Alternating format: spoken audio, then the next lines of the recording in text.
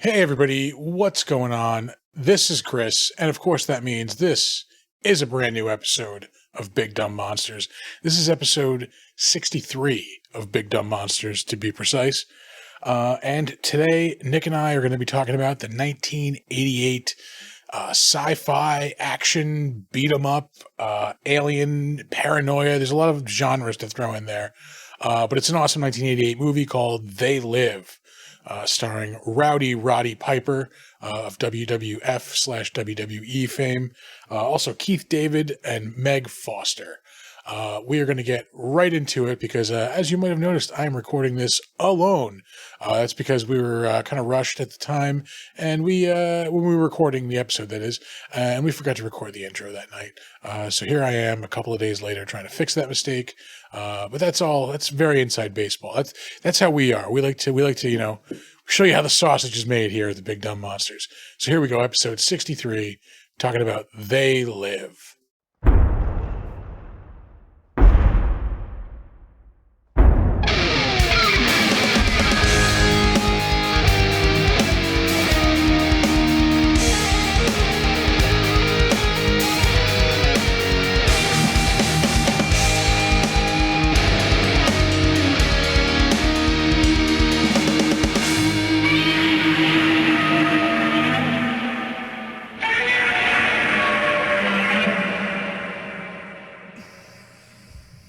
Yeah, I have not seen this movie in a very long time. That's a fucking tragedy. Yeah, man, this is a fucking good movie. It's so good. It's so bleak. Yeah. Yeah, I don't know. I know I've definitely seen this before. I've seen it multiple times. Mm-hmm. It has probably been, I'm going to say, like 15 years maybe since I've seen it. Wow. Yeah. That's way too long. Yeah. This was way better than I remember.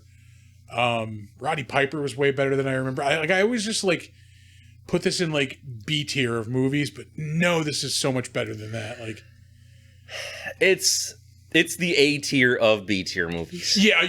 Don't get me. Yeah, I'm not saying this should be winning Oscars. Yeah. As far as the movies we talk about, this is definitely in the A tier of those movies. But you also have to remember, it's John Carpenter. How many stumbles has he really had? Yeah, a few. Yeah, but if you look at what he did, I don't know, 20, 25 movies or so. Probably more than that. And how many are there that are really clunkers? Yeah. Let's get the official count on that. I am moving stuff all over the place. You are. Yeah.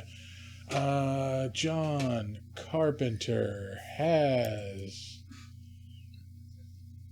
just directorial credits. 32 director, 60 writer credits. So that's a fuckload of filmmaking right there. Yeah. Yep. Did they ever specify what city this is supposed to be? I don't think they do, because I think it's supposed to be one of those any town America. Yeah, I mean, it's definitely Southern California. From the look of it. I was thinking it's maybe the Pacific Northwest. Huh. Just generically. Yeah, maybe. There was the one the church has the Spanish style to it. Oh, so that's why I'm thinking Southern California. And the city looks remarkably like Los Angeles. But I mean, it probably was. Yeah. Hey, our man George Buck Flowers in this. Yeah, we'll get to him. Yeah, we've done him before. That's right. Yes, because he was in another movie that we've talked about. Uh-huh. Yeah, he's got an interesting career. Yeah. Homeless dudes and porn stars. Yeah, pretty much. That's it, yeah. Oh, man. The intro to this movie, remarkably First Blood. Yeah, the homeless drifter wandering into town. Yeah.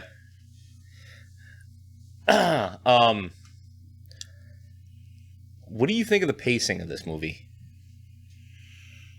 I know I didn't really. Or did you not really think of it?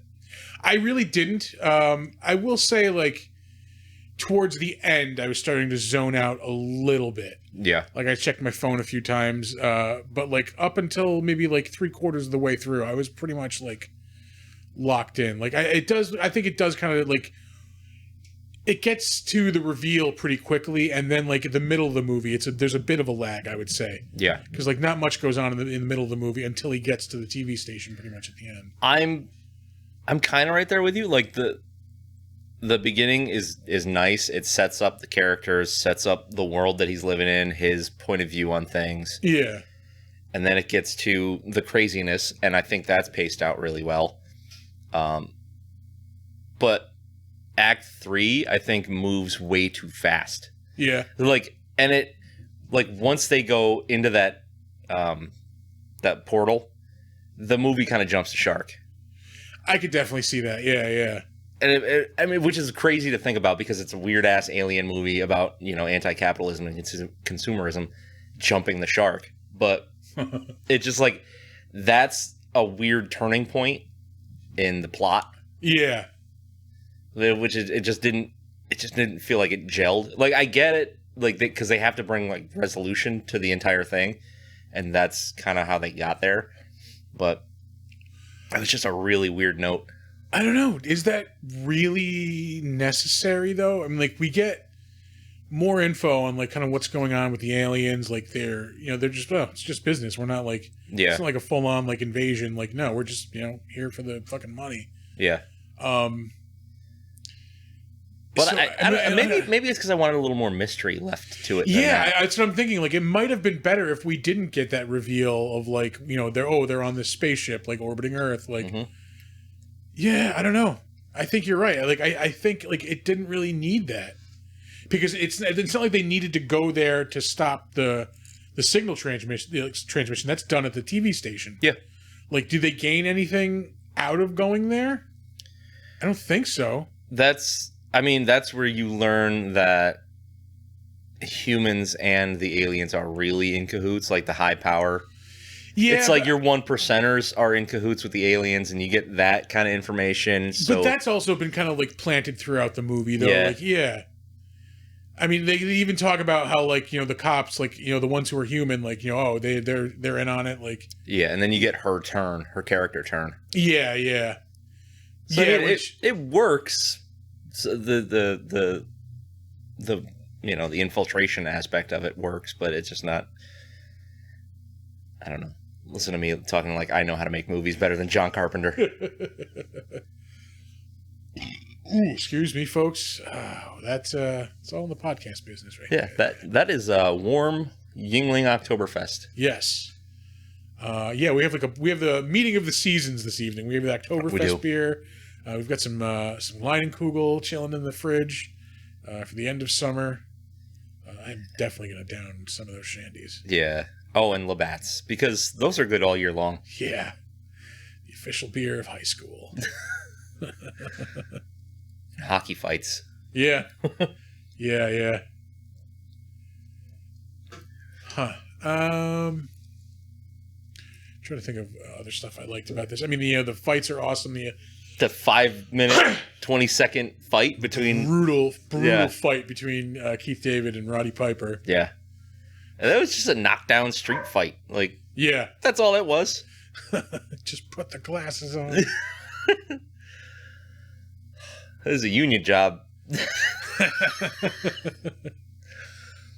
Dude's just standing around. Yeah. Yep. There's a lot to like and a lot to unpack in this movie. Like, they're hitting you over the head with the message, but apparently that gets misconstrued a lot. Yeah. Also, I mean, this movie is extremely relevant to today's society. Like, sure is, dog. Yeah. Fucking. Yeah. A lot of people. I love when clearly Roddy Piper has never dug anything in his life. Like, the way he was just handling that shovel, like. Like a little kid, like, just beating up a pile of dirt with a shovel. Yeah. Why are you digging into the pile? You're supposed to dig the hole.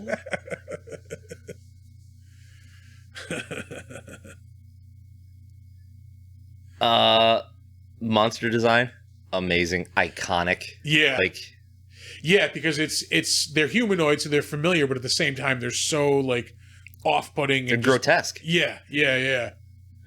You're all right. Her, real fucking ugly. Like he made so many dumb moves in the beginning of this. Like, oh yeah.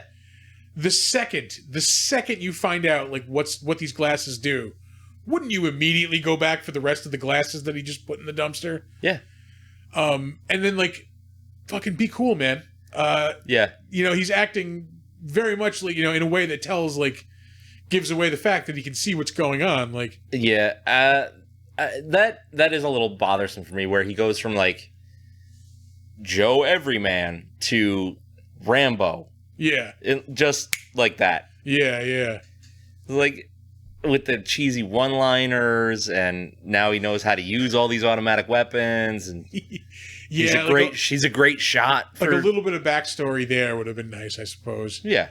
Just a little bit of who he is. Like I noticed he's wearing a wedding ring. Like, all right, so he was either married at some point or might still be married. Like, yeah, what's going on with that? Like, give us a little bit of that. Yeah. I mean, he literally has like, his name is Nada. It's nothing. There's nothing to his character. They don't give him a name for a reason. Like, they want him to be anybody. Yeah. But I think that's the way it was in the book that this comes from. Okay. I don't think that character had a name either. Okay. Or maybe he did, but I don't think so. Being movie homeless, like, doesn't seem like it'd be horrible. No, it really doesn't. Yeah. Like, in this big community, like, there's people making dinner. This is what communism is supposed to be. This is communism on paper. Yeah. I mean, granted, you're living in a shit pile, but like... Yeah, I mean, if you had a little more money, you could, fancy it up a little bit. But everybody's getting paid in food. Everybody's working. They got a TV set up. Like, come on. Yeah, man. They got a shower? Yeah. Homeless community with a working shower? Sell that one to Seattle. Oh, palm trees, too. I just noticed. Oh, yeah. As I slam into the mic arm with my beer. Yeah, sure did. That's okay. How amazing is Keith David? Yeah. We say this because this is like the third time I think he's been in a movie that we've done. Probably. Yeah. He is just goddamn awesome in everything. It is. Because we did The Thing, Pitch Black, and this. Yeah. All right. I couldn't remember the other one. Yeah. Yeah, he's just fucking awesome every time out. Mm-hmm. I mean, like, even in shitty things, like, he's still awesome. Yeah. Like, I'm trying to think of, like, a really shitty movie that he's been in. Yeah, like, I think he was in Riddick, and that was pretty shitty. Yeah, I haven't seen that one. I've only seen Pitch Black. Oh, so there's Pitch Black, Chronicles of Riddick, and then Riddick. First two are amazing. Third one's bullshit. Duty. It's duty. What didn't you like about this movie? Let's see. Well, the like you said, the pacing thing, I can see once we talked about it. It does go a little awry once you get the reveal of the space station. Yeah. I said I could use just a little bit more on Roddy Piper, and like less on that less on the backstory of the aliens, maybe, because we don't need to know. We don't need to know like how close they are working with humans. We know that there is humans working with them. We know that at that point we know they're just about business. Like, we don't even need them to tell us that. Yeah. Well, you also get that from all the messages. It's all obey, consume. Obey, yeah. You look at the money; it says this is your god. And they're beating you over the head with the fact that it's economically charged. It's to keep you, like, placid while they take over. Yeah. I did notice this movie had a lot of, like, instead of sad walking away Hulk music, we get sad, like, Roddy Piper walking away music. Yeah. I'll take it. Yeah, I'm not really complaining, yeah. Like, my childhood, it loves this movie. It's alien monsters. it's wrestlers, it's cool fight scenes, it's guns. There's one set of boobs at the end. Like, completely unnecessarily. Excuse you. I'm not complaining, but yeah. It's got everything that, like... It's got everything that a little kid definitely fucking wants. And that little kid who grew up, like, from the 80s and 90s to now, that's what I still love. Yeah. Like, I was 8 when this came out. It was 87. Or no, 88. So I was 9. Yeah. And I remember talking about it at school, being like, holy shit, this looks amazing. Like, everybody just wanting to see it because it looks cool. And, like, I think I finally saw it when it came on HBO. So probably, like, 1990 or so is when I saw it. Yeah. Yeah, I remember watching it with my dad. Like, oh, it's fucking awesome. Yeah. I didn't see it as a little kid. I think I saw it in, like, the mid 90s. Yeah. I want to say on TV. I didn't see it again until I had, like, rented it, like, later on in the 90s, like, from Blockbuster, because I used to just consume movies from Blockbuster. Yep. It was rent one, get one free, so just 2 movies at a time, like, every other day or so. Yeah. I would rent every weekend. I would go and rent movies with my grandfather. Yeah. This might have been one of them, but I'm pretty sure I saw this on, like, Monster Vision or something. Oh, yeah, this was definitely a TNT movie. Yeah. It's so good. I really like that when everything goes black and white, it looks like a movie from, like, the early 60s. Yeah. Like, it's got... That paranoia, like, back when that paranoia, like, was in with like, movies and stuff. Yeah. Yeah. But even just, like, I don't know, like, the way they, like, color treated the film or whatever, like, it looks like... Or if they use, like, old stock film, maybe. It looks like shit from the 60s. And it's fantastic. Oh, man. Yeah, this is a really solid movie. Yeah. Look at the fucking Ray Liotta level crater face on Roddy Piper.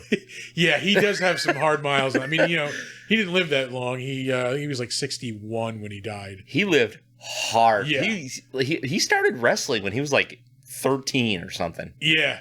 And he was like out on the road. Fucking ridiculous. Yeah, and that was back when wrestling was like, oh, you're hurt? Oh, here's a giant bag of painkillers. You still got to wrestle tomorrow, yeah. Yeah, well, he's from that era where, like, the fans, like, the early era for him, like, the fans didn't know shit was fake. Yeah. Or they didn't care. So if, let's say, you're a heel and you do some crazy shit, people will attack you in the fucking parking lot. Like, yeah. I don't know if you're overly familiar with wrestling, but do you know who Jim Cornette is? I know that name. He used to be like the manager guy who always had the tennis racket. Yes. Okay. Yeah. That's Jim Cornette. He's been in the wrestling business since he was a kid. He started as like a photographer and then just like kind of worked his way up. Yeah. He's got tons of stories on his podcast that he tells about like people just being attacked in parking lots, like wrestlers being stabbed and shit. Jesus. Like to the point where he used to carry a gun like to and from the parking lot. I have like a very niche interest in wrestling. Like I fucking loved like WWF in like the 80s and 90s. Yeah. Like, it was the shit. Yeah. And I'm then, the same way. Yeah. And then like by the Attitude Era is when I started to like age out of it. But like at the same time, I still like the best wrestling games were from that era. Like, like I still have like a fond remembrance for it, but I still like, I just can't get back into it. Like, I love the era of the Monday Night Wars. Yeah. And then like Raw versus Nitro. Like, yeah, it was so good because they were trying to outdo each other. So they were always going like fucking crazy. Yeah. But like the end of the Attitude Era is when I was like, I'm done here. Like, yeah. So I started checking out like in the middle of the Attitude Era. Yeah, like 2002, I think I was pretty much done with it. Yeah, it was earlier than that, I think, for me. Yeah. But yeah, it was around then. Like, but I love going back and watching old interviews, and Dark Side of the Ring is amazing. Yeah. Amazing. Yeah, I love hearing about like all the, like that era, like the 80s and 90s. Like, yeah. Oh man, I used to love going. My dad would take me to when they'd come to fucking like the Knickerbocker Arena at the time. Fucking, I went there a bunch. Saw the Undertaker. You just aged yourself. Yeah. Horribly. Well, I said Knickerbocker Arena at the time. Yeah. I saw Dusty Rhodes. I saw the Undertaker. I saw the fucking Ultimate Warrior. Like, You know, oh, that Shit was insane. Yeah. Dude, I remember watching the Survivor series when like the Undertaker like first came out. Yeah. And just people were just like going fucking bananas. Like, yeah, this dude is fucking amazing. It's this like giant fucking scary dude. Like, and he was that for 35 fucking years. Yeah. This is like when he had the full like tuxedo and like the fucking boots with like the spats all the way up. Like, yeah. That was when he was. No, I was about to say that was when he was cool, but he's been cool the whole fucking time. I don't know. I checked out on the like American Badass era. Of, that was I mean, he was just trying to keep it fresh, I guess. But he eventually went back to the regular old Undertaker. Yeah. Phenom. Like, just he was so fucking awesome at that time. Like, yeah. The tombstone, like, holy shit. He had the best promos because he'd be like in a workshop building a casket. Fucking Paul Bearer, like he's just hype man. Yeah. He's just silent for the whole thing, and Paul Bearer is just hyping him up. Yep. Oh god, that used to be the. Remember, like we had Piper's Pit. Remember that? Yeah, like, that was fuck awesome. Yeah, dude. Oh, what was Brother Love's show? Which I didn't even realize was I also hated him. He was Paul Bearer. No. I thought he was. Brother Love was not. Brother Love was actually Undertaker's original manager. Oh, okay. And then they ditched him and brought in. For some reason, I thought it was the same guy. He just changed his like costume. Percy Pringle was Paul Periwinkle. Pringle. Was it Percy Pringle? I think Paul Periwinkle was like one of his like original like wrestling names. Oh, maybe. Yeah. But yeah, that was Paul Bearer. Brother Love. What the fuck's his real name? He was like he was like another character though, Brother Love. He was a character. He wore like a white suit with a red shirt. No. I know who he is, but like, didn't he play another character too? I don't think so. He's always been like super high in like the corporate world of wrestling. Yeah. Like he's a booker and like a storyline guy, shit like that. What the fuck is his name? I keep wanting to say Vince Russo, but it's not him because he's a dumb piece of shit. Fuck. Vince Russo is the guy that's responsible for like the really shitty parts of the Attitude Era, like the stuff that felt like Jerry Springer. Oh yeah. That was Vince Russo. All right.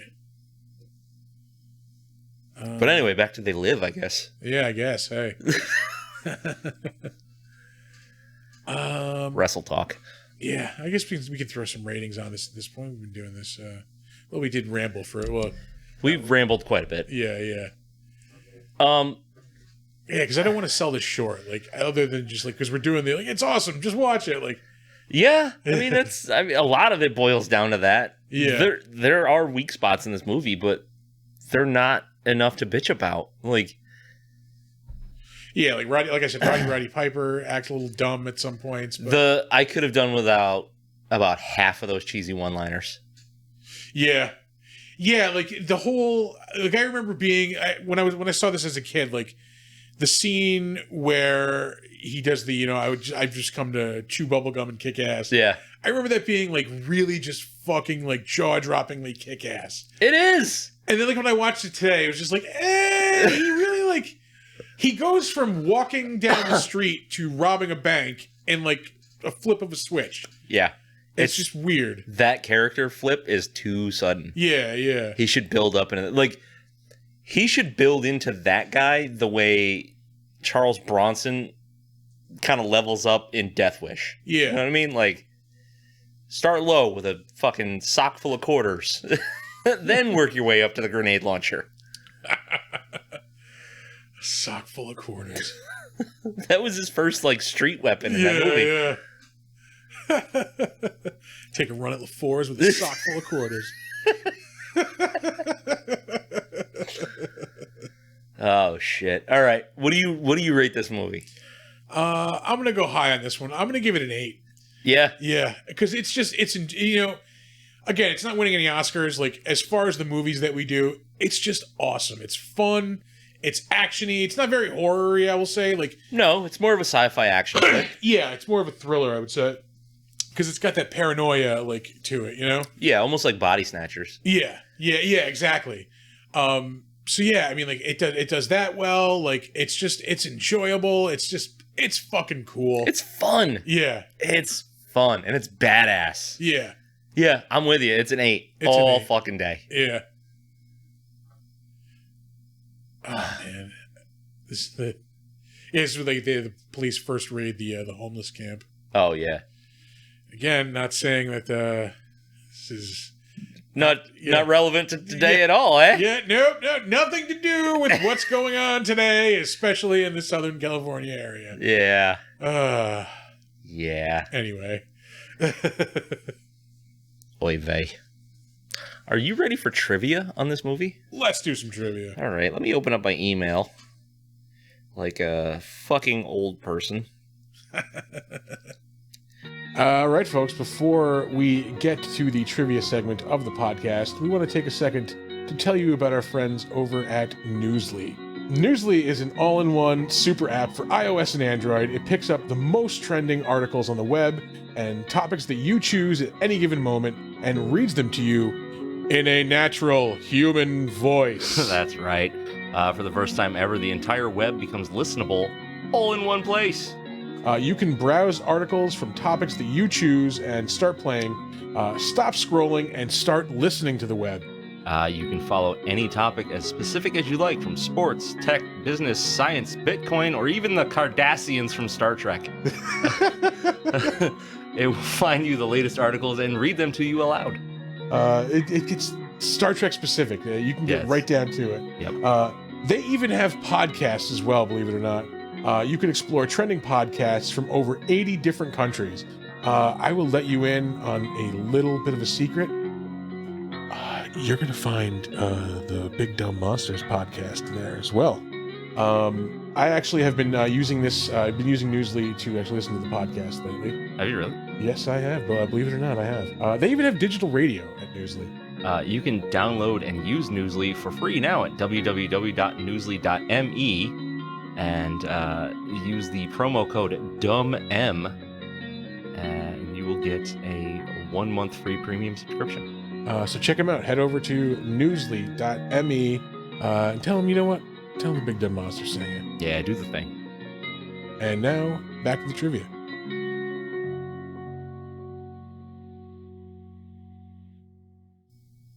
John Carpenter brought real, quote-unquote, homeless folks into the production for several scenes and smaller characters and gave them food as well as paychecks. And Roddy Piper was quoted, "I thought that was a pretty classy thing to do." And it really is. Like, hey, you're not really like monopolizing on homelessness, but you're involving it heavily into your fucking movie. Yeah. You might as well, throw him a fucking bone. Yeah, right? help us out a little here. Yeah. So, I mean, yeah, it seems like John Carpenter is a super good dude. The line, "I have come to chew bubblegum and kick ass, and I am all out of bubblegum," was ad-libbed by Roddy Piper. According to John Carpenter, Piper had previously written the line in his notebook of potential verbal bits during his wrestling career. And he shared the notebook with Carpenter, and they agreed that for this particular line, it fit the character and fit the film perfectly. Yeah, that 100% does sound like a wrestling line. Yeah. He's even standing next to like Gorilla Monsoon. Or yeah, like Mean Gene. Mean Gene, yeah. Let me tell you, Mean Gene, I have come to kick ass and chew bubblegum, and I am all out of bubblegum. Well, you heard it here, folks. Yeah. Mean Gene Okerlund. Fucking legend. Legend. The big fight sequence was designed, rehearsed, and choreographed in the backyard of director John Carpenter's production office. The fight between Nada and Frank was only supposed to last 20 seconds, but Piper and David... like 20 minutes. But Piper and David decided to fight it out for real, only faking the hits to the face and groin. Oh, God damn. They rehearsed the fight for 3 weeks. Carpenter was so impressed he kept the scene intact, which runs 5 minutes 20 seconds. Damn. I don't, like, Keith David is a big dude. I do not want to get punched by him or especially professional wrestler Roddy Piper. For 5 minutes. For 5 minutes. It's a very long time to get beaten. Yeah, it really is. Although, to be kind of truthful, Piper takes the worst of it. Yeah. Yeah, he does get his ass kicked a lot in that scene. Yeah. I mean, but he is like fucking, oh God, what's the one? It's not the electric chair drop, is it? Where he gives him like a reverse suplex, like in a sitting position. Like he flipped him to suplex him. Yeah. Well, I was watching an interview. I think it might have even been on like behind the scenes footage or something like a DVD commentary.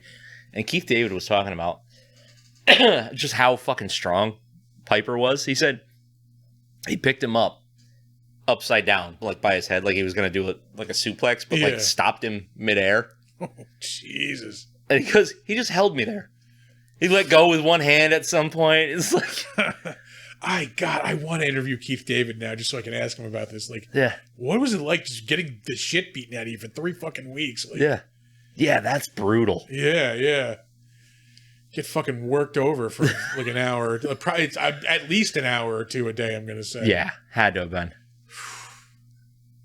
That's what young men do. John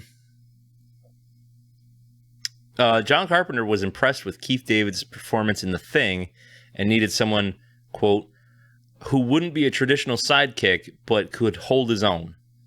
To this end, Carpenter wrote the role for Frank specifically for David. All right. So it's good to have a friend in the industry. Yeah. It's all especially somebody like John Carpenter. Like, impress John Carpenter, he'll hook you up. Because you know his next movie is not going to flop. Roddy Piper's character never gives his name, nor is he referred to by name throughout the entire movie. He's simply listed as Nada in the credits, a reference to the character George Nada in Ray Faraday Nelson's short story 8 o'clock in the morning, from which this film is adapted. So, maybe George Nada is the character in the story. Yeah. Not sure.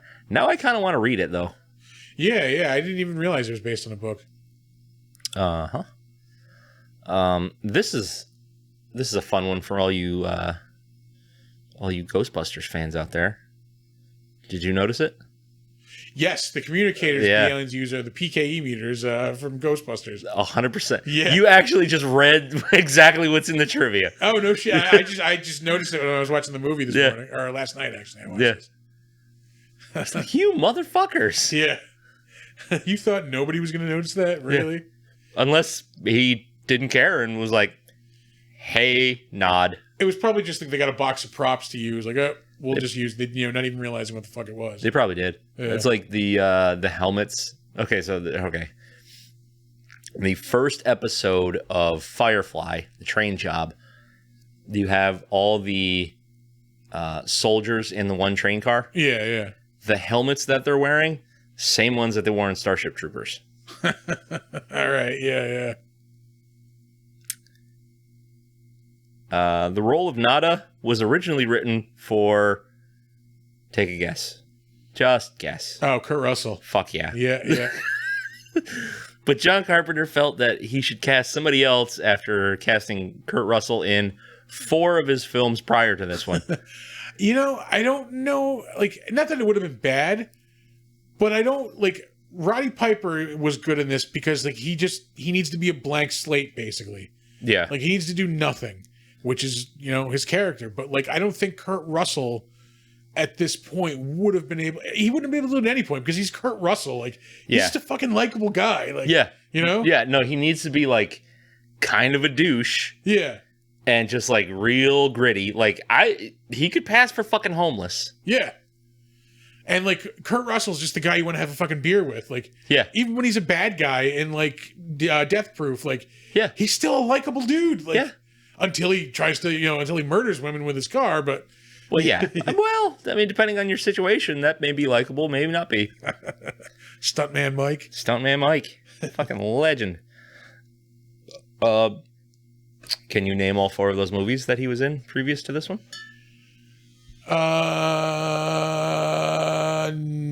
No. Really? The Thing. Yep. The Thing. That's definitely one of them. Then he was in The Thing. Uh-huh. I can't think of any other. I know I'm going to smack myself once I hear these. You certainly are. Yeah. So we'll start oldest and we'll work our way up. Are you looking for the bottle opener? I am. It's right there behind your other thing. Behind the vase. Yeah. Find the lamp without a bulb in it. Elvis. Oh, motherfucker. Yeah. Here comes the pain. Escape from New York. Oh! The Thing. You got that one. Yeah. Are you ready to really fucking hate yourself? Big Trouble in Little There China, it is. which we will be doing a podcast. Well, it won't be on this show, but we are contributing to another show, of which we will be talking about that movie. Oh, yeah. And we'll be sure to hit you guys with links to that when that happens. Yeah. We'll keep you in the loop. We'll probably find out more info next week. Okay. When we're doing a surprise show, we won't mention anything about. Yeah. Yeah, that's going to be a fun one. Yeah, I cannot wait. Carpenter is apparently still fascinated that the film opened at #1 in the box office, which is so weird considering the theme of this movie. Yeah. Yeah, but again, like I think most people are gonna at that point are gonna miss the message and Yeah, it just went, this movie is fucking cool. It's this cool wrestler that I like just beating people up. Like, let's go see it. Here's when he first puts on the glasses. Oh, yeah. Again, the box of glasses is about 20 feet behind you. Like, Yeah. immediately go get them. Yeah, like these things are fucked. Boy. It cost $12,000 to have the train roll by for the opening shot because a technical error required them to do it a second time. Ooh. Can you imagine that? Hey, I know you got to go somewhere. Back this fucking train up for a minute, would you please? Hey, you know how we got that last shot of the train? Turns out. The lens cap was on. So. Sorry. Fuck.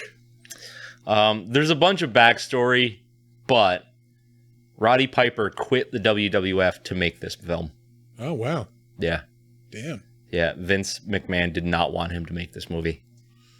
I don't know if it was like because he didn't think that this would be like thematically appropriate for his wrestlers, because at this point WWF was like aimed directly at kids. Like it was a cartoon show. Yeah, maybe that's it. It might just have been more about just controlling the talent in general. It could be too. Because I mean, like, think about it. There weren't a lot of wrestlers making movies at that point. No, it was him and Hulk Hogan. Yeah.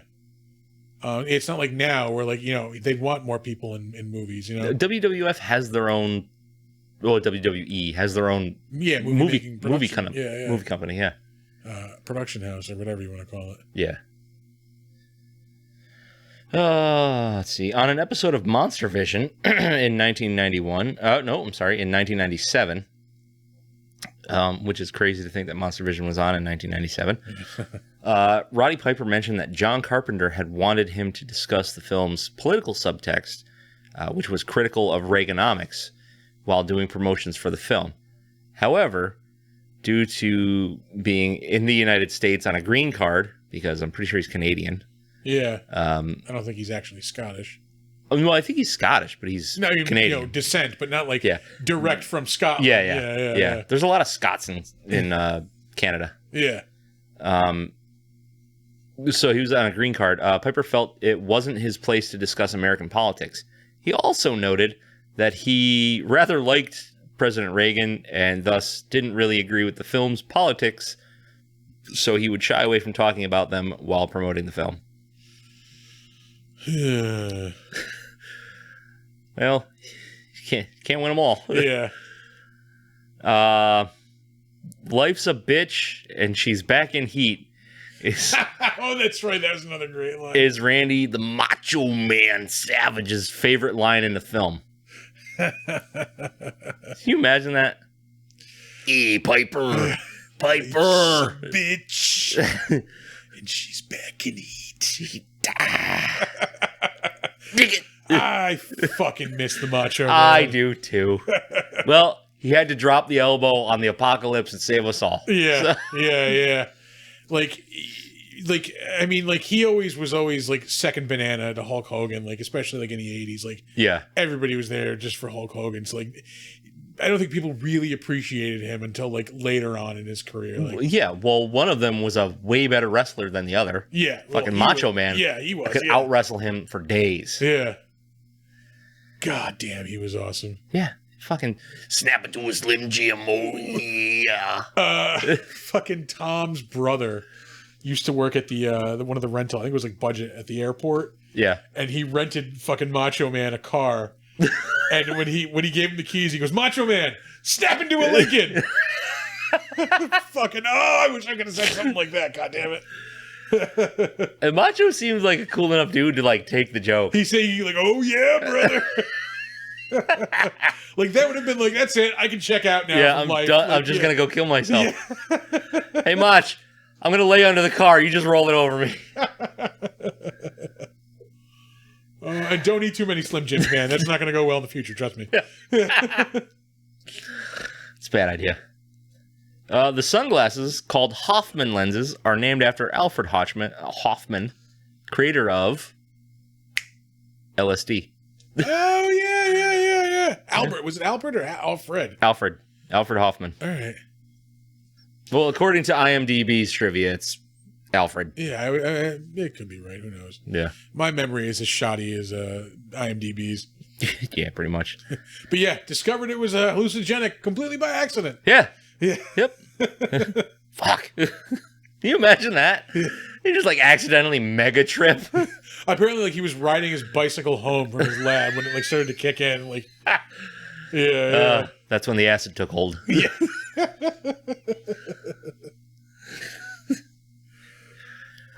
This is our last IMDb trivia fact.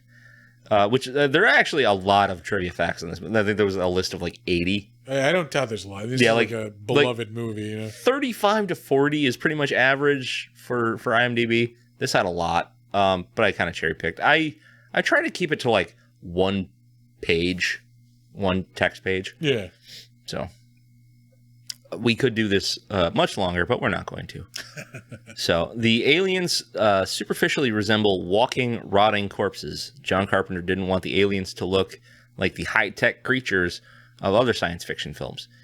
He decided that since these beings were corrupting humanity, they themselves should resemble corruptions of human beings. Yeah, I dig it. That makes sense. It works. God, this is so cool. When they all like... Oh, yeah, where they're all looking at him, talking into their watches. It's equal parts like 60s paranoia sci-fi film and like spy flick. Yeah. I don't like this. I don't like this at all. Nope. All right. Well, we will move on to the next segment of the show, which is, of course, the better known as... That's right. You know what? Wait. We'll start off with our director, John Carpenter, who we have discussed before.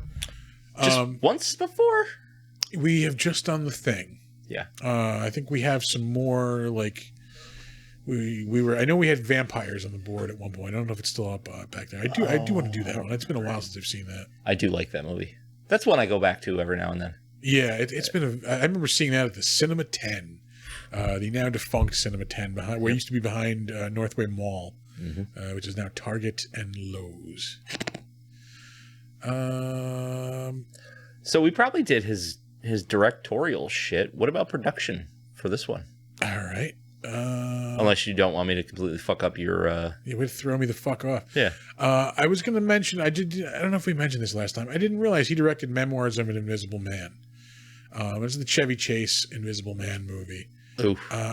Yeah, I remember it like getting shit on critically, but I always liked it. I remember really liking it. 1990. So I was 13 when it came out. Yeah. He directed that? Yeah, Jesus I did not realize Christ. that. Sam Neill is in it. I mean, like, come on. Sam Neill is so great. Yeah. Chevy Chase is a gigantic asshole, but that's a different story. Yeah. Let's see. We'll take a look at this producer. Daryl Hannah's fun, too. Yeah. L. Driver from Kill Bill.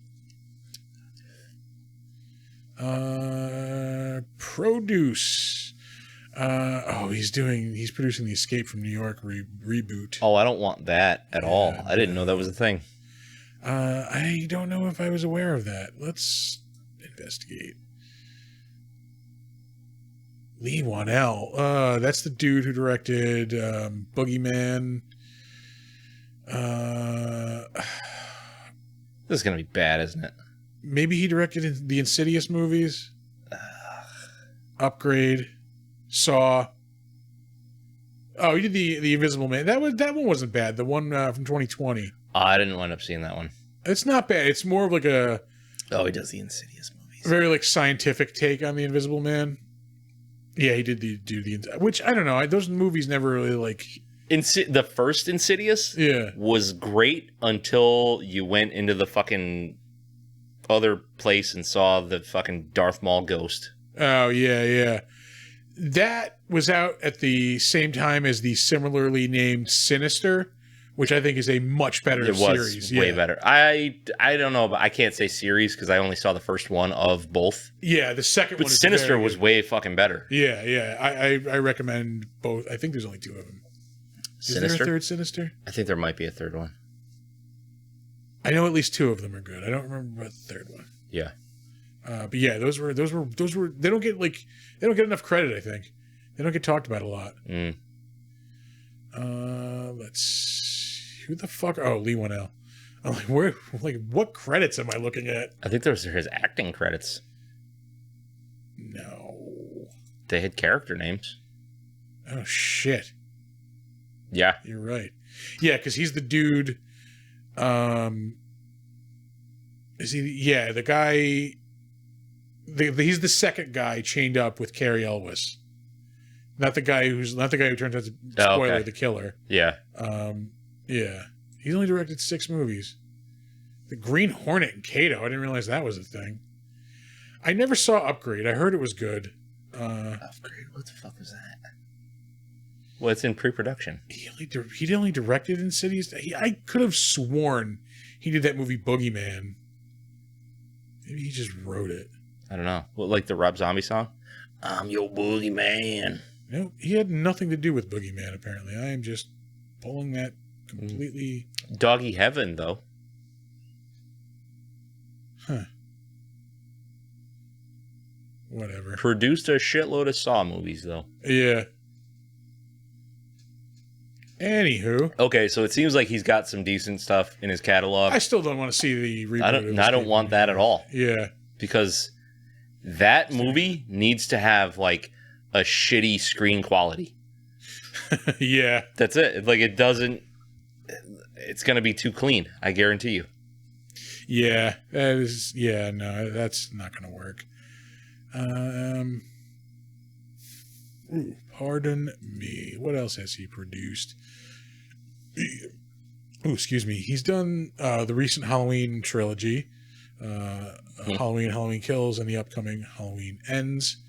I'm looking forward to that. Yeah. It's in a couple weeks, I think it comes out. I'm definitely... think so, yeah. Yeah. I'm going to have to resubscribe to the cock. The cock. Let's see. I've never seen the Philadelphia Experiment. I like vaguely remember that when I was a kid, and it looked cool, but never saw it. Black Moon Rising was a... No, I'm not.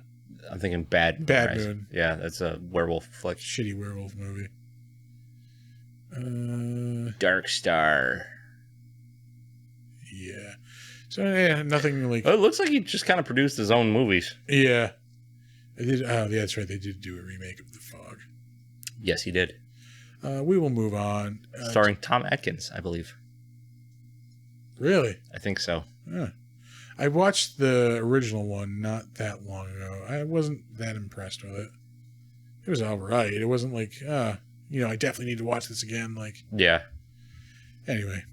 Just in the okay category? Yeah.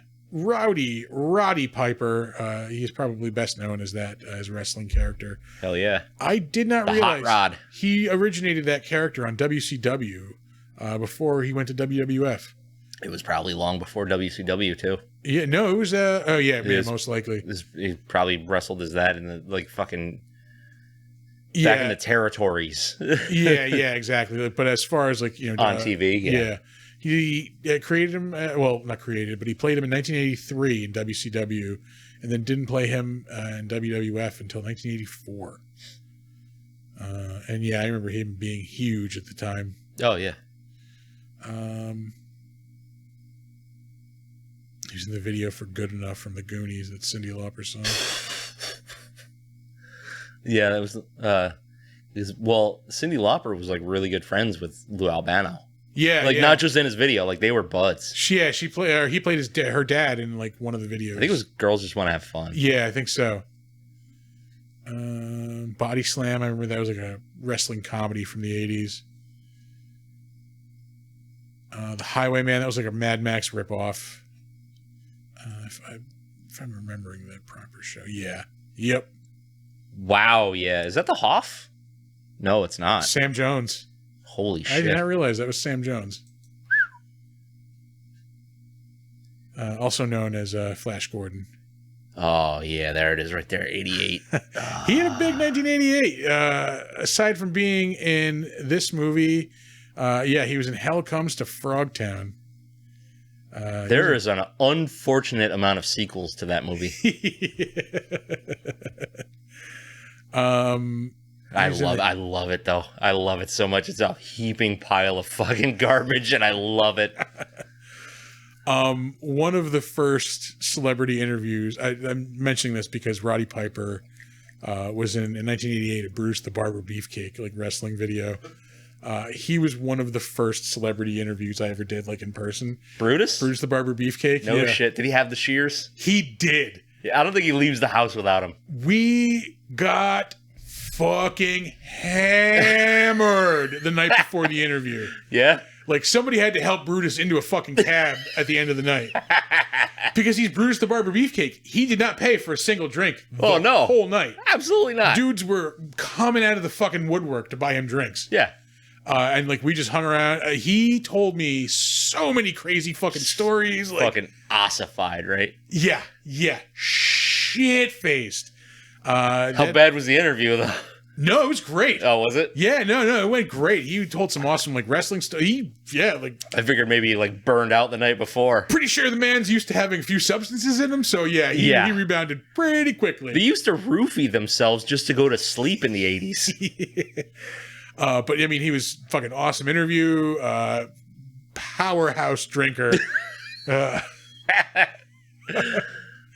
There is a picture of me, him, and this other dude that I took when we were all three of us just shit-faced. Yeah. And like you can clearly fucking... I'll remind me after we're done recording. I will look it up on my Facebook. It's... Yeah. Oh, that's amazing. Yeah, and like sure enough, he brought the fucking the Clippers with him to the interview the next day, the panel. Sick. They have the candy stripes on them too? Oh, yeah. Yes! Yep. Remember, I just did like a member berry fucking hey, member? Stuff, yeah. Remember, this was before pay-per-view. We would get Saturday night's main event. Yeah. Yeah, that was like WWF, like usually in the summertime when Saturday Night Live wasn't around because it was on NBC. They would have like a late night, like huge like wrestling event. Like that would be like when you have your championship matches. Again, this is like before like pay-per-view really. Yeah, it was before they had regular TV. Yeah. Because they were on like local TV. Yeah. And like they were on USA at that point too. I think Sunday mornings is when they were on. Yep. On USA. But yeah, like they would be on NBC Saturday nights, and it'd be like this is like when you get your Hulk Hogan fights, like your Macho Man fights, like you get your fucking steel cage matches, like all the big shit would go down on Saturday night's main event. And then they figured out we can charge a shitload of money for this. Fuck yeah, brother. Yeah. I think this is he has this credit for Superboy in 1992. I believe that show was out in the 80s. Or no, maybe it was on. No, it's at 84 to 92. Okay. I think is what it said. 88 to 92. Oh, 88. For some reason, I thought maybe just put it out again in the 90s as like something else. But yeah, apparently it ran until the 92. Huh. Surprise, surprise. Sounds vaguely familiar. It was, yeah, I remember watching it, but it's just not being good. But again, because it was, this is the dark ages as far as like comic book properties, like movies and TV shows. Yeah, it really was. So yeah, you had to watch it. He was on the USA Steamy Classic. Fuck yeah. Now I have more reasons to fucking try to find that show. Silk Stockings. He was in Highlander. Oh, the shit, series. Yeah. Hey, fuck you, man. That show was good. Oh, yeah. I'm not saying I didn't watch it, but let's be real. It could be worse. It could have been a movie after Highlander 2. Yeah. He was in RoboCop, the series. Ah, that one's a little rough. Yeah, I remember watching that, and I remember it being boring. But again, because it was RoboCop, I was still watching it. Yep. Let's see. Yeah, this is Walker, Texas Ranger, 1998. There we go. I think we're about to get some a lot less name recognition in some of these projects. I did the Outer Limits remake in 1999. Jack of Hearts, 1999, which seems to come up a lot now lately. That's the no. I'm thinking of Jack of All Trades with Bruce Campbell. Yeah. Okay, never mind. Move on. A lot more wrestling. Yeah. Robot Chicken, he voiced himself. He voiced himself. Well, he didn't voice himself. He was played himself. No, he didn't even play himself. I have been drinking since about 3:00 this afternoon. He played. Fucking Christ. He was on a couple of episodes of It's Always Sunny in Philadelphia. Okay. And they were hilarious. He played this like down in his luck wrestler called Domaniac, I think was his name. Yeah, Domaniac loves you. Oh, Jesus Christ. Let's see. Hey, Roddy Piper fights childhood obesity. Yeah, this is he lost. Yeah, 1 year before appearing in Pizza Man. He did a voice in Green Lantern, Emerald Knights, and yeah, It's Always Sunny in Philadelphia. 2 episodes of that. He played himself in Saints Row 4, which sounds about right for those crazy ass Saints Row games. Those are like they're like GTA, but like everything's on meth, right? Yeah, it's like exactly GTA on meth, like perfect description. And yeah, that's about it for name recognizable stuff. We will move on to Keith David, who we have previously talked about a couple of times. Again, fucking awesome in pretty much everything he's in. Yeah. Does he do anything other than act, or does he direct? Does he produce? I don't think so. He does a lot of voice acting. Oh, tons of voice acting. He does produce. Let's see. Oh, not much. Nothing. Yeah. He did a documentary on the Gill Man. 2014. 2 documentaries on the Gill Man. That's fucking sweet. Composer. Yeah, but no directing or anything like that. No shit. Of course, he was in The Thing in 1982. I don't know if this came up last time, but he was in Mr. Rogers' Neighborhood as a recurring character. I think it did, yeah. Yeah, Keith the Handyman. Braddock. Oh yeah, the not Clint Eastwood, Chuck Norris series, Braddock. Yep. Missing in Action. They Live, fucking cinema classic, which is also being remade and doesn't need to be. Roadhouse. Yeah. Don't Roadhouse. Don't touch Roadhouse. Fucking leave it alone. Yeah. I don't need Ronda Rousey in a fucking. Well, actually, I don't think she's even attached to it anymore. Yeah. I don't need anybody in a remake of Roadhouse. I just need Roadhouse. He, of course, one of his comedic best performances in the movie Men at Work in 1990. Fuck yes. The commie bastard gets no food. Somebody threw away a perfectly good white boy. I will take that to my grave. Yeah. As a matter of fact, I want that on my tombstone. Somebody threw away a perfectly good white boy. He was in the Steven Seagal classic Marked for Death, also in 1990. He was in an episode of the Young Indiana Jones Chronicles, the very, very boring Indiana Jones TV show. Yeah, I don't know how you take like the most exciting character in the world and just like put him in a boring ass TV show. Yeah. This is really fuck him up. Found a way to do it.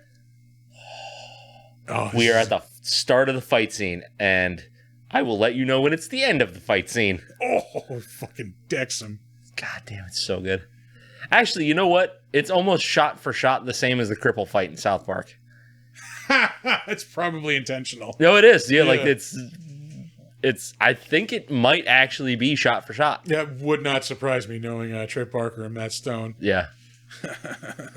Cripple fight! I did not realize he was in Reality Bites. I remember like everybody being in that movie in the 90s, like Ben Stiller, I want to say, Winona Ryder. What's her name? Janine Garofalo. Yeah. You remember when she was like able to work? She still does stand up. I'm like, from what I understand, she's actually like really, really good. I always liked her stand up before. I saw her. This had to have been in 2009 or 10, maybe. No. Yeah, 2009 at Bonnaroo. And people walked out left and right on her. Really? And she was even like, feel free to walk out. Like, she was just like... That was her prime, like proto-woke. Yeah, this was like she was reading from her notes on stage. Like, just like, it wasn't good. I'm not afraid to say I definitely was one of those people who walked out on her. Yeah. I love stand-up comedy. And like, I don't think I've ever walked out on anybody else. But it was... Yeah. Ooh, it was not good. A little rough, eh? Yeah. He was in The Quick and the Dead, the Sam Raimi Western, which is fucking awesome, I will say every time we mention it. Yep. I'm really just cutting. There's a lot of things I'm Holy probably... shit, I forgot he was in Dead Presidents. Dead Presidents. He's the voice of Goliath in the Gargoyles movies and cartoon, which awesome as well. So good. Yeah. I got to interview Greg Wiseman, the creator of that, and really? Young Justice on my podcast before, and yeah, he was awesome. And I don't think I asked him about fucking Keith David, goddammit. That was a wasted opportunity. Sure was. Gargoyles again. Princess Mononoke. Yes, that's right. This is the only reason I'm still reading his credits. Because I remember this from the other times we've talked about him. He is in the 1997 Murder, She Wrote TV movie South by Southwest. Somebody else was just recently in that, too. Yeah, like an episode or two ago it came up. I am just going to outright say this. We are about to be in a goddamn orgy of Jessica Fletcher fucking credits. Really? I think, like worse than... I think we're about to beat the record again. Really? Yeah. We just set the record. What was it? 5 credits was the last one? It was 5 or 6. I think 5... I think it was 5. I think 5 was the... No, I think 5 was the one we set. I'm pretty sure. Okay. Maybe. Because I thought we hit 5. Even if it is 6, I think we might beat 6. I thought we hit 5 with Rowan and Rob. Maybe you're right. So it might be 6. Let's find out. Either way. Yeah. Either way, yeah. Either we got way. 1. Yeah, so that's 1. Hold on. He was in an episode of... It's Tales from the Crypt, the animated one. It's not the good one. It's not good. I'm gonna move on because we've talked about Keith David before. We have. And again, he's amazing. Fucking awesome. I'm gonna move on to Meg Foster. She was Holly, the TV station. I don't know. She's like a exec or something there. Something like that. Yeah, the traitor. Yeah. She fucking shoots Keith David, and for that, she deserved to die. I did like that scene though, where like you see her just hold the gun up to his head, and then you hear the shot. It cuts, and you hear the shot. Yeah. That way we don't have to see our hero die. She was in the Rob Zombie movie 31. It was bad. Yeah, it was. She was also in the bad Rob Zombie movie Lords of Salem. That was even worse. Yeah. 31 was like a weird Running Man. Yeah, like a fucked up Running Man. Yeah. Lords of Salem was just a weird witch movie. Yeah. She was in Xena and Hercules. She was in the TV show Sliders. This is 1999. She played the same character in Hercules and Xena. Oh, I did not even realize that. Hera. The goddess Hera, I'm assuming. Hercules' stepmother. Yes. Yeah.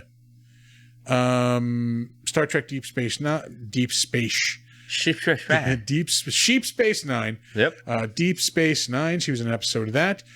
She was in 2 episodes of Murder, She Wrote, 1985 and 1996. That is number 2 on the evening.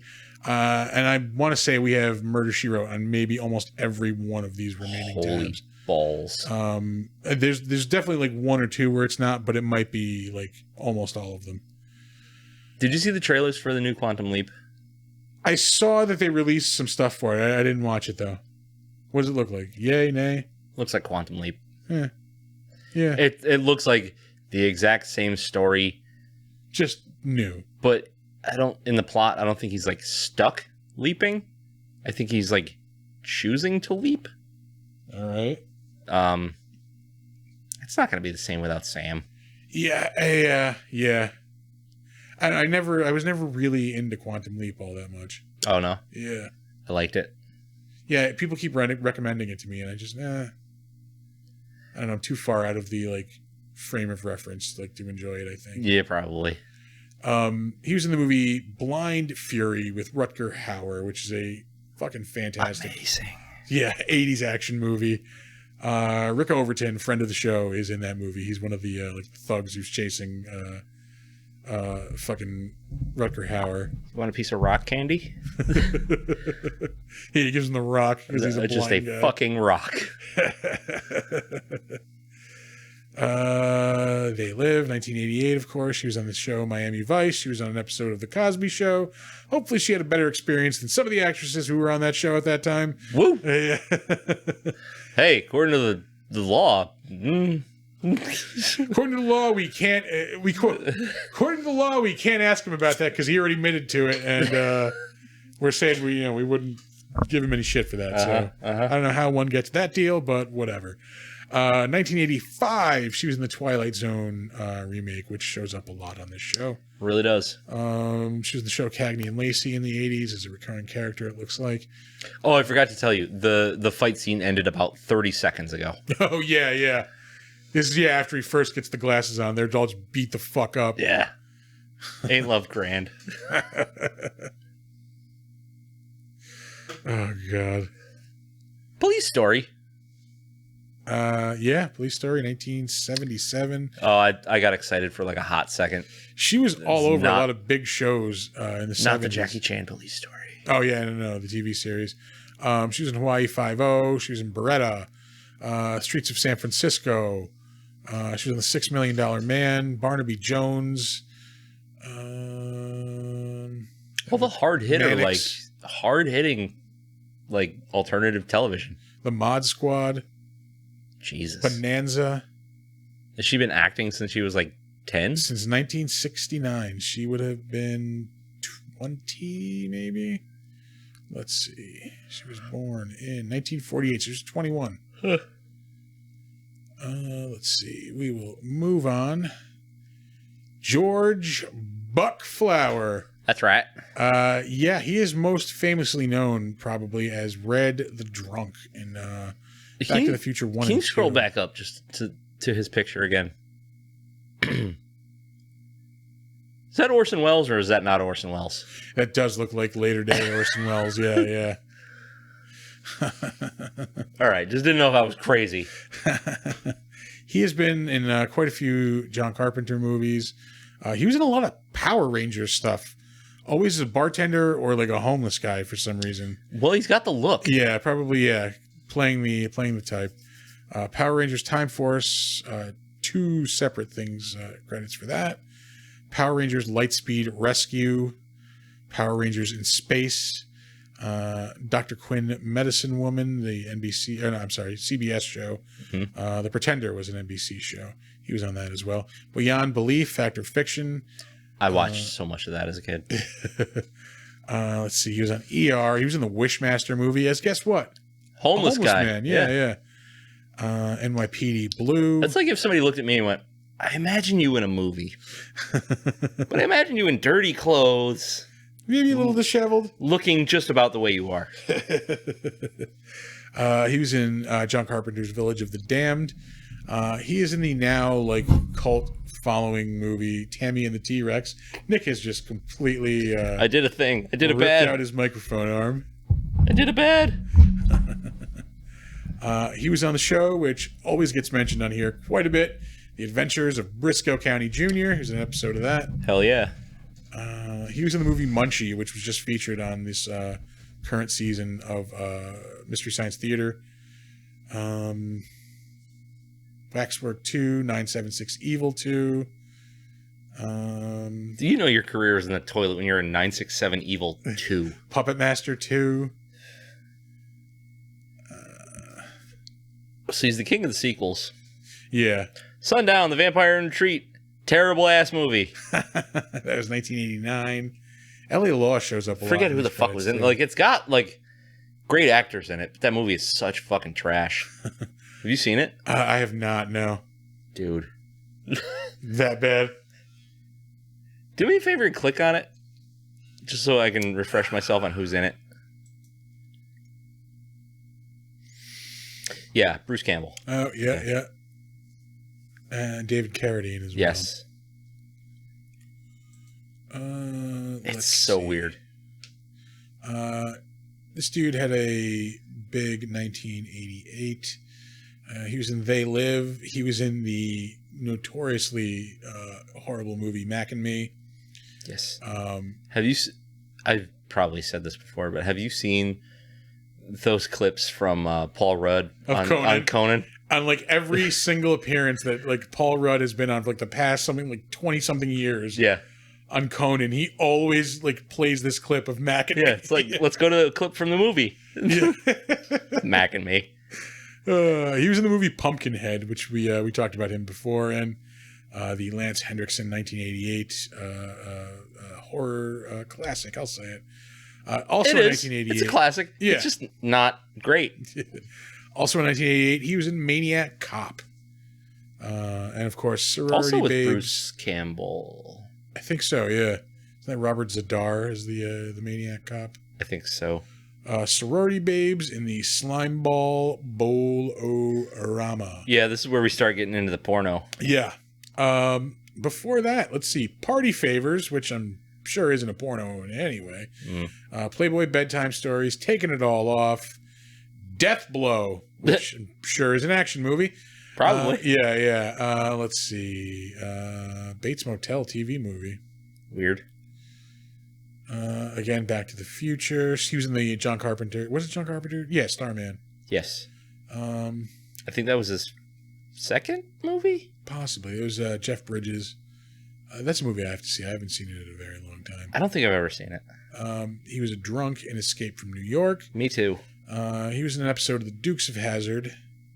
The original movie, The Fog. The 70s version. Oh, a TV movie of The Time Machine. It's not the one that like everybody mostly knows, I don't think. The Time Machine? Yeah. I think the one that everybody knows is from the 60s. Or yeah, I think so.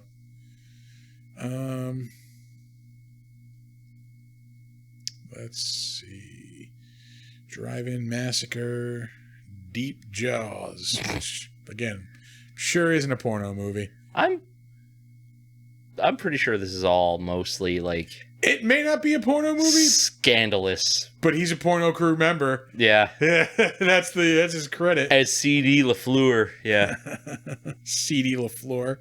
Okay, I see you. There's another credit where he has like a weird name.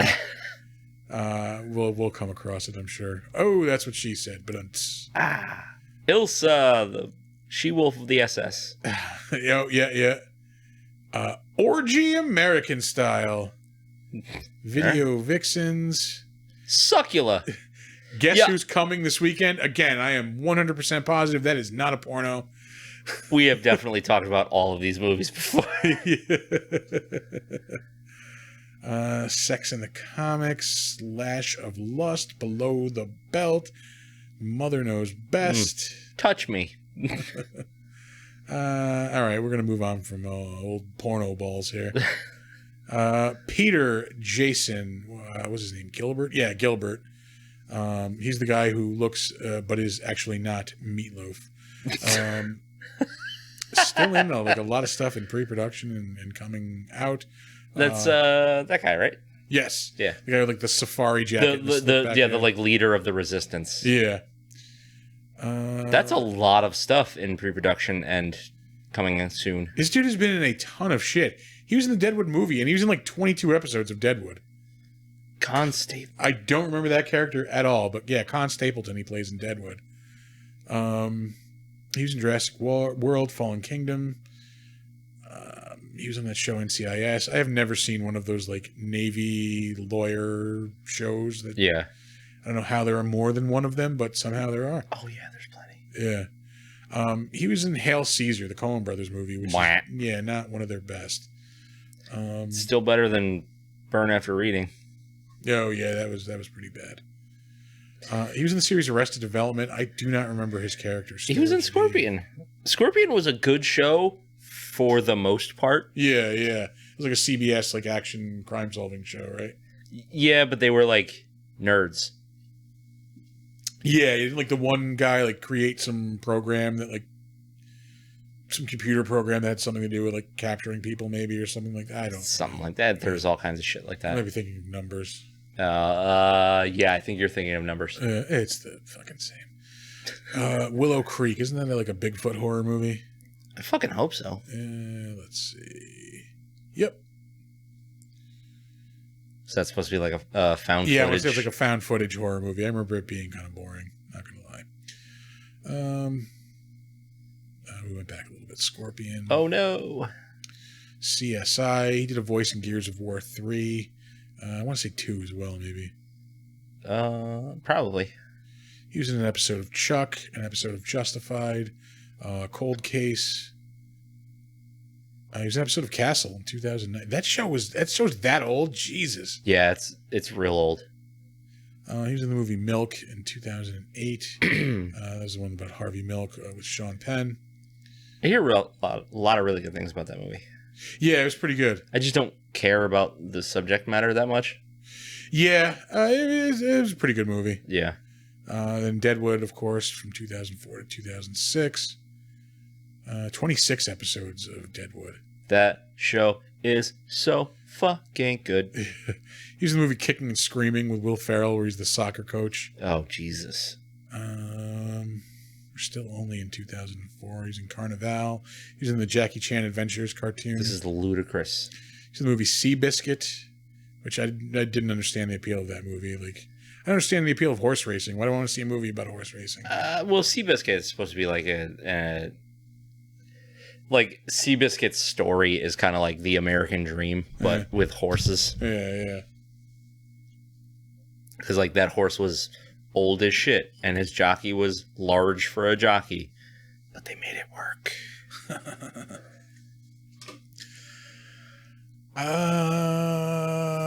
Jag, another Navy lawyer crime show. Hey, Ghosts of Mars. I did a voice. Oh yeah, another John Carpenter movie. Yep. I did a voice on Batman Beyond, which is an awesome cartoon. Sure was. Nash Bridges, same character in the Batman Beyond movie. He did the new Batman Adventures, which is like one of the like names of the Batman animated series. It was like Batman the animated series. That was like, not good. Yeah, that's when it started to get bad, because then it was Batman and the Adventures of Batman and Robin, which was still pretty good then. Yeah. And then I think after that is when it went to the new Batman Adventures, and it started to drop in quality. Yeah. Let's see. Holy shit, Fallout 2 is only from 98? Yeah, that's crazy. He did a voice on Pinky and the Brain, Kung Fu, The Legend Continues, another Steven Seagal classic, The Glimmer Man. We talk about that movie way more than we should. Yeah. That was when he was like full on in his like daishiki wearing phase, like daishiki and peace beads. Like, yep. Yeah. Escape from L.A. he was in, another John classic. John Carpenter. I can't even speak anymore. John Carpenter movie. Escape from L.A. Yeah. is like a tenth of the quality of Escape from New York. Yeah. But I still love it because I love Snake Plissken that much. In 1995, he played Vincent Nader on Murder, She Wrote 3. Hit the hat trick. Yeah. He was in the Mortal Kombat movie in 1995. Congo, also in 1995. Holy shit. Village of the Damned in 1995. Now that's a remake, right? Village of the Damned? Yes, there was like a 50s or 60s movies. Yeah. The Demolitionist. Isn't this a Sly Stallone No, it's movie? Demolition Man. Yep, you're right. Nicole Eggert and Richard Grieco. Blah. Smoked a cigarette with Richard Grieco. What the fuck? It was like 1 a.m. outside of our hotel at a convention, fucking Super Mega Fest. Tom Berenger, too. Oh. I was frightened of fucking Tom Berenger. Yeah, well, his cigarette probably had crack in it. Yeah. He was, he's a gruff dude. What year was this? This had to have been 2014 or 15, maybe. Yeah. Yeah. He's in the Mouth of Madness, which is amazing. Another amazing John Carpenter movie. Very Lovecraftian. So good. Yeah. He was on the Coach TV series with Craig T. Nelson. Mm-hmm. Dr. Quinn, Medicine Woman, shows up again. He was in an episode of Married with Children in 1993. 'Tis time to smell the roses. Al retires early. Oh, yeah, when he goes to work at like the Foot Locker place. And he works for the 3 Habibs. Jesus Christ, yeah. All right, I'm going to say Habib, then I'll point to the one that I want. Charlene Tilton. I remember that she's selling like exercise equipment. Yeah. I remember that episode. The Abdominizer. Let's see. He was in an episode of Roseanne. He was on Batman the Animated Series as well. He was on like a lot of Batman animated projects. Mm-hmm. He was in A Different World, Perfect Strangers, Quantum Leap. He was in the movie Arachnophobia. I watched Perfect Strangers, but I also hated it. Yeah. I remember like, it was one of those shows I just watched because it was like TGIF, like on ABC. Like it's on, but yeah, who gives a fuck? What's his? Larry Appleton is on fucking She-Hulk now. I can't remember the actors. Mark Lynn Baker is the actor's name. Yeah. He plays She-Hulk's dad.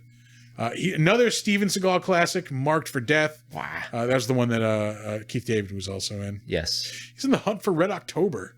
It's a great movie. Yeah. Alien Nation? Yeah. Also a big 1988 for this dude. He was in They Live, Alien Nation, and Red Heat. God damn. It was an Arnold Schwarzenegger. And an episode of Webster also. Actually, Red Heat kind of sucked. That was the one with Arnold Schwarzenegger and Jim Belushi, right? I think so. Yeah, I think so. Yeah. Let's see. Yeah, because he was like the Russian cop who comes over. Yeah. Yeah. And of course, Jim Belushi is the, loose cannon, blah, blah, blah, doesn't follow the rules guy. You know what? We got our Murder, She Wrote credit. We did. So I might just get the... Hey, Remington Steele. This dude's in a lot of shit. Golden Girls. Fucking Brewster's Millions? Amazing Stories. Brewster's Millions. Riptide. Fucking The Karate Kid. I gotta read the rest of his fucking credits. What the fuck? How is this possible? 48 Hours. And nobody recognizes this fucking guy. Well, because he's not in the forefront of much of anything. Yeah. Mommy Dearest. The Long Riders. He's in the Incredible Hulk TV series. BJ and the Bear. Fuck yeah. Starsky and Hutch. One Day at a Time. Gunsmoke. Hawaii Five-0. Rio Lobo he's in. Isn't it like a fucking classic Western? Yeah. Rio Lobo I think might actually be a John Wayne flick. I think you are right. Let's investigate. Yep. Yeah. John Wayne. Give him hell, John. And that's really about it for the name. But that's a lot of That's shit. That's insane. Yeah. This dude has a crazy amount of credits, known shit. Good for him. But we hit a 4 for. Yeah. Sorry. Raymond de Saint-Jacques. or Raymond St. Jacques, if you're not a pretentious asshole. He was the street preacher in this. The guy who was like blind and like swinging at the cops. The street preacher. Yeah. He was in the movie. He played Frederick Douglass in the movie Glory, 1989. MacGyver, A Different World. He was in Hunter, Starman. Oh no, it's the Starman TV series. Never mind. He was in Amen and 227, which were two NBC like Saturday night sitcoms. 227 was an offshoot of something else, wasn't it? Maybe, or was Amen an offshoot of 227? Oh, maybe. Or maybe vice versa. I don't remember. But I think they were related somehow. Like, you're right. But in 1984 and in 1985, he played two different characters on Murder, She Wrote. That was this is number 4, isn't it? I think. This is 5? Was the last guy in it? I think the last guy was number 3. No, he would have been 4 if he was in it. Okay, yes. Shit, hold on. Let's investigate. Oh, God. Smash this shit on the table. How did you bring up a calculator? I don't know. Let's see. I also zoomed in, too. I'm pretty sure this dude was on Murder, She Wrote. Yeah, that would have been 4. Okay, so he's 4. Then, 4. So this dude's 5. We will... again, I don't want to sell him short. He might be in some... Fall Guy, Cagney and Lacey shows up again. Airwolf. Yep. Knight Rider with a helicopter. I don't think we go a single episode without an Airwolf credit. That is another one that shows up. And Trapper John MD. What the fuck? Trapper John, yep. Fantasy Island, Heart to Heart shows up for like the second or third time tonight. BJ and the Bear. Fuck yeah. This dude was on Wonder Woman. Quincy, M.E., Vegas, with what's his name? The dude who was Spencer Fire. Robert Urich. There we go. Police Story shows up again. McLeod.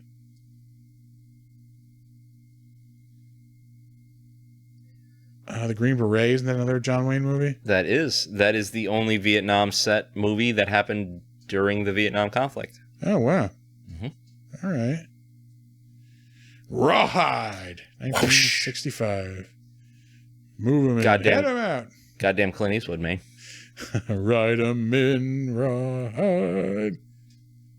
All right, moving on.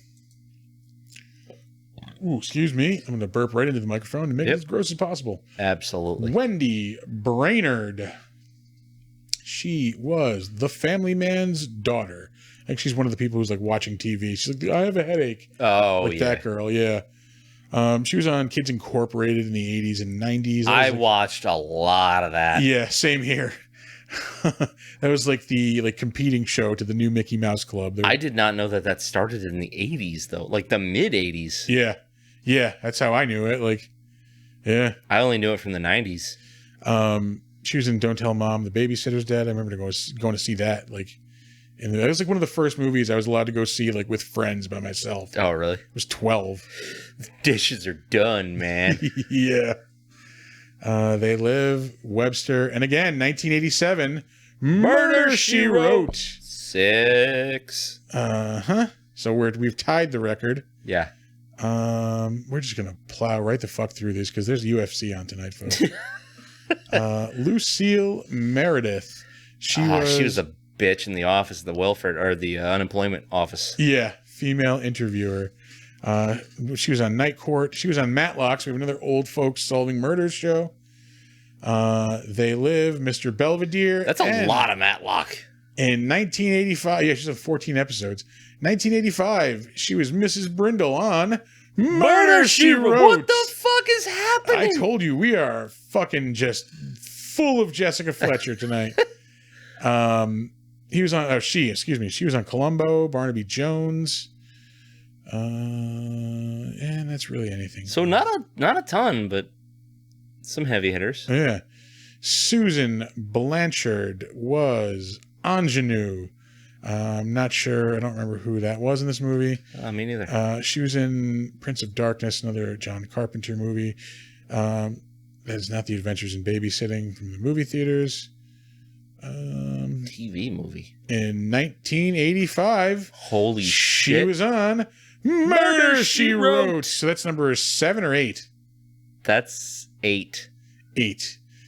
And we still have 3 more people left on the board. Are you kidding me? Do they all have... They might. I told you, there's a lot of Murder, She Wrote in this fucking episode. Let's see. Norman Alden. He was Lou in Back to the Future, the owner of the malt shop. No Lou, shit. give me a milk. Chocolate. Let's see. Jag shows up again. K-Pax, Patch Adams. He was a voice on Rugrats for an episode. Real Monsters. He was in Ed Wood. He was the cameraman Bill. Oh, okay. Yeah. So we must have gone through him before, possibly. Or I might have just, went past him. But in 1986... No, if he had this credit, we talked about him. And in 1988, he was on Murder, She Wrote. Holy shit. Are we going to hit 10? We might hit 11. We very well might. He was on the show Sledgehammer, which we mentioned quite a bit. Mm-hmm. It was a Naked Gun type of show.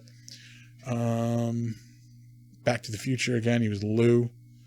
He was in the A-Team for a couple of episodes. Let me get a tab. Well, you need to buy something first. Yeah, can't give you a tab unless you buy something. You want a Pepsi, pal? You're gonna pay for it.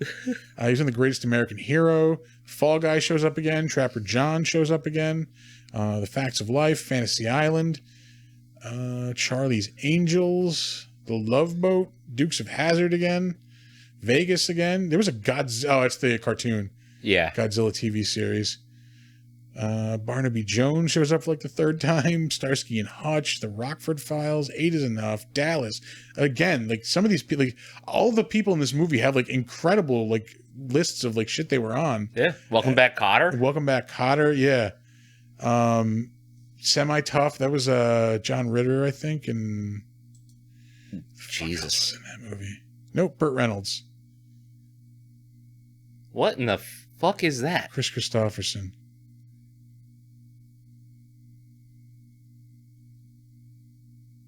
This is back when movies were fucking weird. Yeah, like a football comedy. Football sex comedy. Yeah, it looked like Porky's, but based on football instead of high school. Quincy shows up again. He was the voice of Aquaman and Green Arrow on the Super Friends show from 73 to 77. Electro Woman and Dyna Girl, the Croft Super Show. So there's a lot of weird fucking puppets. Those guys were on acid. A lot of it. Kojak, Adam 12, The Streets of San Francisco. Devlin. This was a cartoon. Yep. It was on USA Cartoon Express, I remember. It was a Hanna-Barbera cartoon about a motorcycle stuntman named Devlin. And so there was Scooby-Doo, but instead of having a Great Dane, they just were stunt He had a motorcycle? People. Yeah. Mannix shows up again. Planet of the Apes TV series. Mm-hmm. Gunsmoke shows up again. The original Kung Fu. Jesus. Kung Fu and Kung Fu: The Legend Continues. Yeah. I'm going to move this. Mod Squad shows up again. Mission Impossible, Hawaii Five-O. Yeah, it's you go, okay, I'm done here. And oh, then, wait. we keep finding these, Hogan's Heroes, My Three Sons.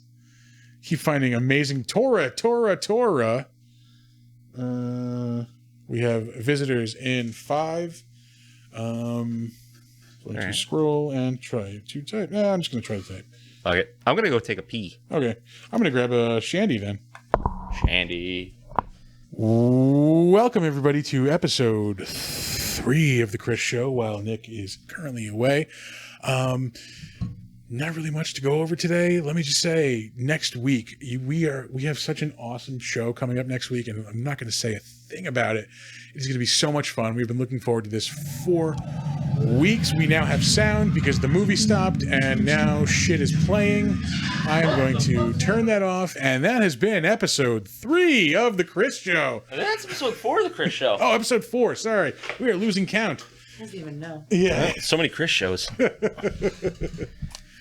I was just using the Chris Show segment to announce that we have, well, I didn't say what we have coming next week, but that it's awesome and it's going to be super fun. Super, super cool. Yeah. And I know I'm the last person who used it. Mm-hmm. Okay. Okay.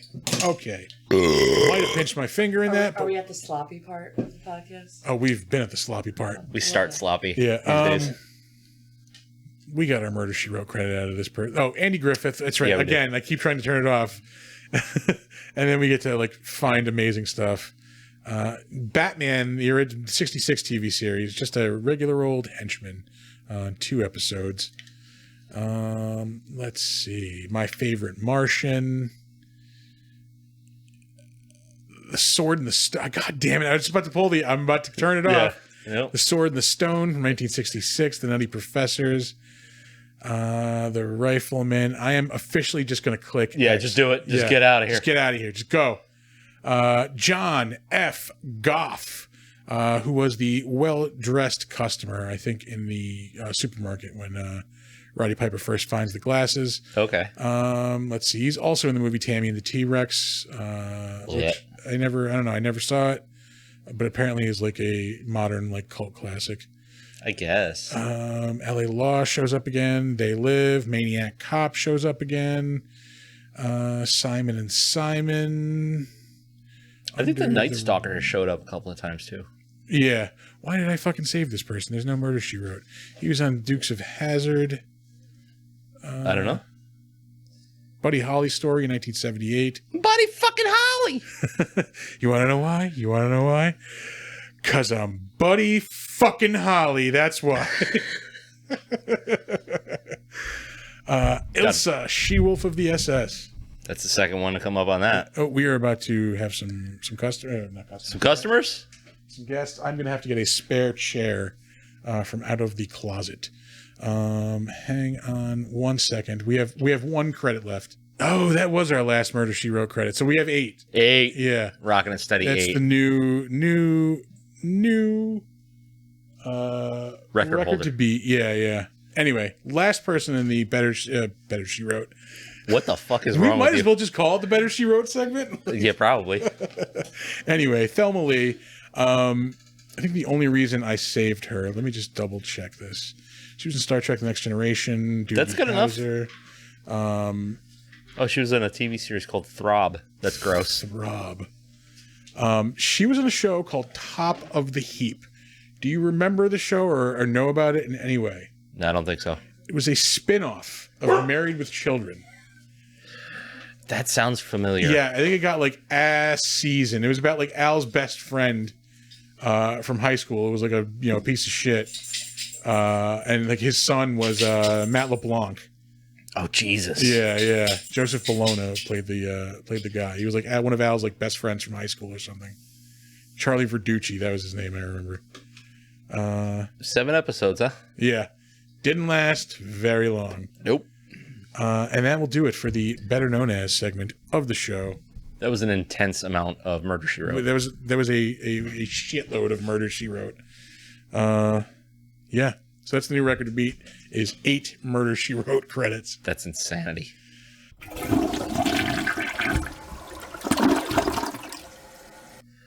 Here's a crapshoot.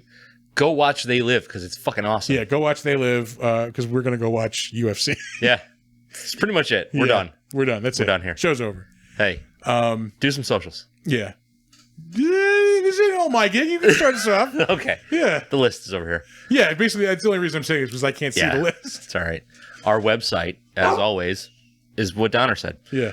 www.bigdumbmonsterspodcast.com, or if you're feeling lazy, www.bigdumbmonsters.com. You have movie suggestions, beer suggestions. You want to tell us to go fuck ourselves. Don't send dick pics to bigdumbmonsters@gmail.com. You keep saying that. We're eventually going to start getting them. Yeah, but you check the email. Touche. We're on Twitter. If you're on Twitter, hit us up there @dumb_monsters. If you're on Facebook, we're on Facebook. Big Dumb Monsters Pod. And if you were on Slasher, the all horror social media thing, Thingamadoozit. it's pretty fun. Everybody's really friendly on there. Big Dumb Monsters Podcast. You can check us out on Instagram @big_dumb_monsters.